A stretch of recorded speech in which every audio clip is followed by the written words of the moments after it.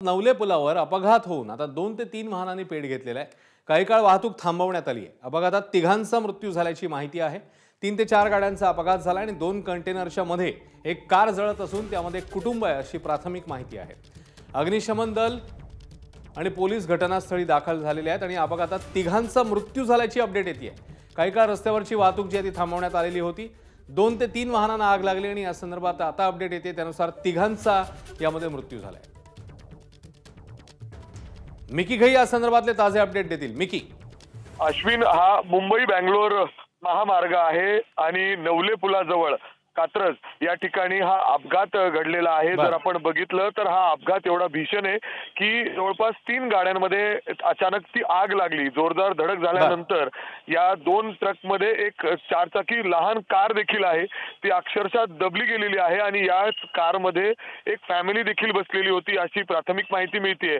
आणि या अपघातामध्ये आता जे आकडेवारी समोर येते त्यानुसार 20 जणांना जवळच्या रुग्णालयात उपचारासाठी दाखल करण्यात आलेला आहे। ते गंभीररित्या जखमी झालेले आहेत, तर तिघांना आतापर्यंत आपला जीव गमवावा लागलेला आहे। या अपघातात दुर्दैवी त्यांचा मृत्यू त्या ठिकाणी या अपघातात झालेला आहे।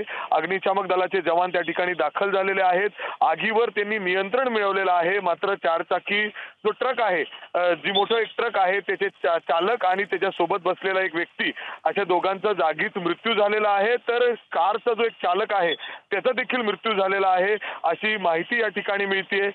संपूर्ण वाहतूक या रस्त्यावरची सध्या थांबवण्यात आलेली आहे। जर आपण बघितलं तर मोठ्या प्रमाणात ट्रॅफिक जॅम सध्या या रस्त्यावर झालेला आहे।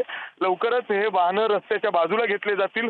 मात्र जर आपण बघितलं तर नवले पूल हा परिसर नेहमीच अपघातासाठी म्हणजे बरेच अपघात या ठिकाणी होत असतात। गेल्या आठवड्यात सुद्धा अपघात घडलेला होता आणि त्यानंतर आता पुन्हा अपघात घडलेला आहे, ज्याच्यामध्ये जवळपास 20 जण गंभीररित्या जखमी आहेत, तर तिघांना आपला जीव गमवावा लागलेला आहे।